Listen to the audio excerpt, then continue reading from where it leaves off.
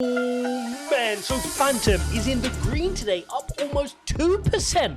Yet something doesn't sit easy with me. A couple of days ago, I posted the video, we cannot ignore these, and I pointed out a few bearish indicators in the Phantom charts. Some of you guys didn't like that. You took to the comments to let me know that, but the reality is on this channel, you guys know I'm in Phantom for the long run. I continue to dollar cost average in on the pullbacks. I don't make any hidden claims around that. It's very clear what I'm doing. I'm not trading this on a short-term basis, but I made it very clear that I've seen a few things, and I've seen some more things in the charts which I have to share with you. Some of you may not like. So if you want to see those, hit the like button and subscribe. Don't forget, if you want to join my course member live streams, you can click the pinned comment below, head over into the Discord and find out how you can join our course member live streams. There, you're going to get access to our live streams, which are done at least 3 or 4 times a week. We can take your portfolio, we can look at different coins, we can look at economics, we can discuss macroeconomics. More importantly, you can ask the questions which are in your mind on that exact day. So go consider joining that. Now, here on the Phantom chart, first and foremost, I'm going to list out a few different worrying things because Bitcoin is up 2.46% today. The whole market is pretty much green, right? We've got oil down first and foremost, which is obviously therefore allowing the markets to turn green. We've got the Dow Jones up 1%, S&P up 1.34%, NASDAQ up almost 1.8% here. And that has given permission for Bitcoin to break through 44,000. And Bitcoin is looking pretty strong, right? We're heading up towards the top of our wedge here at 44.5, which is the critical D-Day for us here on Bitcoin. We've got to break the wedge. This will be the 4th time we try. And that can then take us up higher levels on Bitcoin towards a technical target of 52,700 here on Bitcoin. And we're seeing a whole bunch of altcoins moving, right? If you watch my video from earlier explaining how Phantom got snubbed off of the Grayscale Bitcoin Trust, the Grayscale new fund that they've launched, I think it's called the Grayscale Smart Contract Platform X Ethereum. That's not a mouthful. What is? But in there, you've got Algorand, you've got Solana, you've got Cardano, and they're moving up very nicely today. Again, I posted a video explaining how some of these layer 1 solutions are pumping really nicely today, and I continue to hold my stance that I'm bullish on the layer 1 space. The layer 1 space for me is the space. Like, that's the golden child. Whoever figures this piece out, and I don't reckon it's going to be one winner, it's going to be a couple. Those are going to be the ones that continue to flourish, and they're going to create mass adoption, right? That is the key. This is the key battle. When crypto goes up and Bitcoin leads the charge up, everyone's going to want to move and allocate their portfolios to the best layer 1 solution. I'm not just talking about the average Joe with a couple of allocations and a couple of grand in a play-to-earn game. I'm talking about institutions shuffling, pushing each other out the way to get good allocations in the key layer 1 solutions. We're talking Cardano, we're talking Solana, we're talking Algorand. Phantom should be on that list, and I think Grayscale will give them another look when the time is right. We've seen it on Grayscale's list before in consideration. So I'm pretty sure we will see a Coinbase listing, and we will see a Grayscale trust inclusion in their smart contract platform, maybe on their second iteration. And these will be huge catalysts for Phantom to the upside. But what am I seeing now in the short term to the downside? I have to make you guys aware. I can't just be blind to it and not show you guys. I mean, in the long run, it's not going to make a difference. But if you're short-term trading this, maybe this will be useful to you. Now, what I shared in yesterday's video was we created a continuation pattern here, right? You saw it. We created this continuation pattern. It's a bear flag, and we broke to the downside all the way to the downside. Now, you can argue we're in a similar trend here. Downward move, consolidation in a channel, bear flag. Break to the downside. Now, there's a few factors which are worrying me particularly, which I want to share with you. And in order to do that, let's just go into this wedge a little bit closer. And the worrying sign is we're spending too much time here now at the bottom of the wedge. And you can even argue you're creating a bit of a triangle in here, right? It's not, you're creating lower highs and you're almost wedging yourself now towards the bottom of the channel, which makes it more likely that you're going to start breaking to the downside. Okay, and continue your run to the downside. So those are the things which are worrying me. I want to keep an eye on that. And really what we want to look out for is we need to create higher highs. And the next one I want to see is we've got to get above this pivot point here. If we can see Phantom, by hook or by crook, if Bitcoin needs to help or whatever, push beyond the points here where we're hovering at right now at about 134, 135. We could just post a higher high just about there and then keep working its way up. Then we're out of the woods here. We can continue on this channel to the upside. Now, to ultimately nullify this bear flag, we got to break trend, right? We got to get above 147, work our way towards 165, and just get out of here, right? But at least to maintain or to prevent this from happening, we just need to see some movement here. That's what we're looking for here in Phantom. Now, if I head over to DeFi metrics and look at DeFi Llama, you can see that total value lock continues to fall to the downside here on Phantom.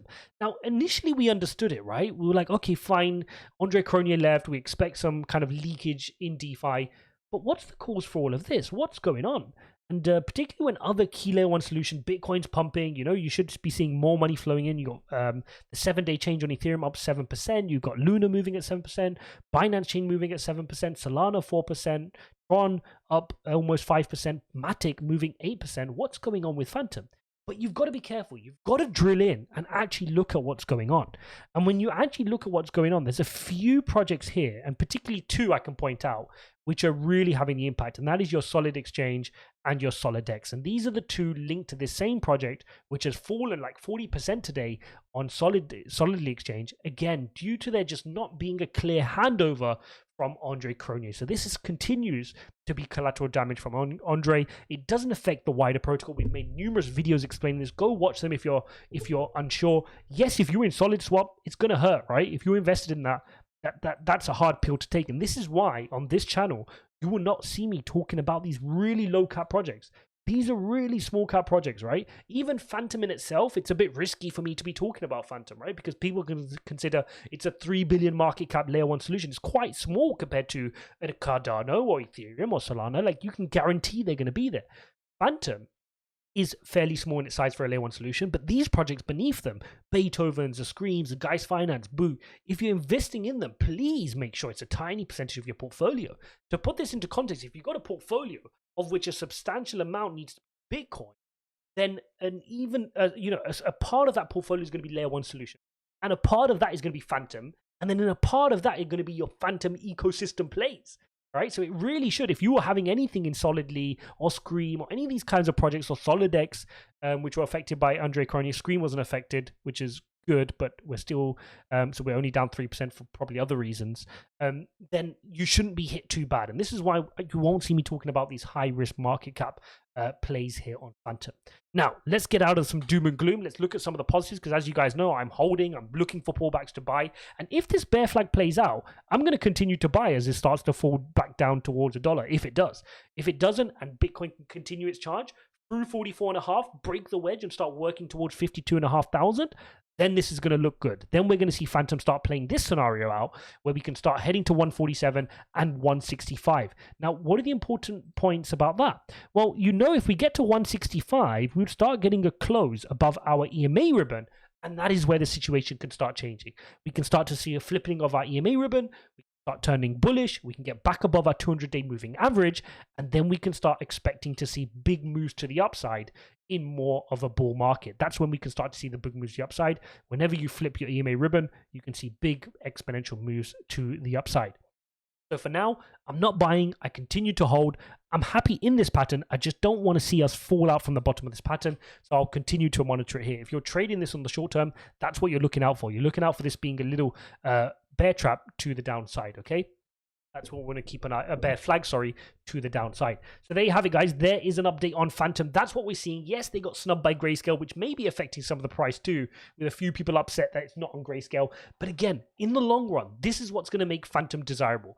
They do not have VC friends, right? You know how sometimes, like, I don't know if you guys know this, but I spent a lot of time in the startup space. And in the startup space, everybody has that one friend who knows all the VC funds, who knows all these other entrepreneurs, and they just get helped on the way, right? Like, oh, you're raising £1 million, no problem. I got 2 friends who'll sign that up for you, no problem.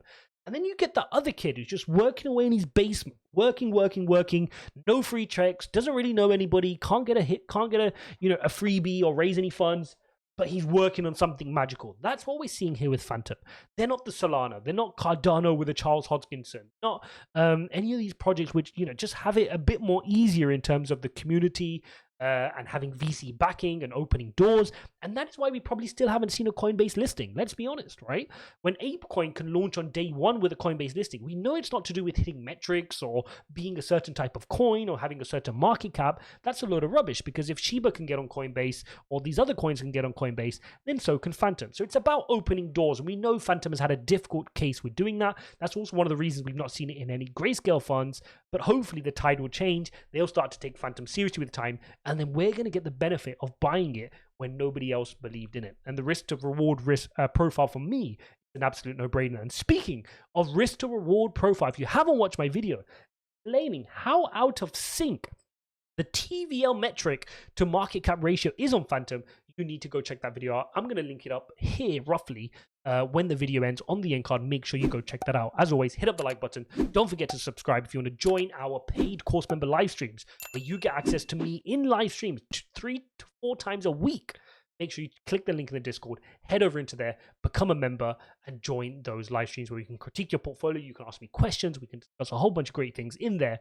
Get access to my psychology. So if you appreciate my perspective, check that out, and I'll see you in the next one.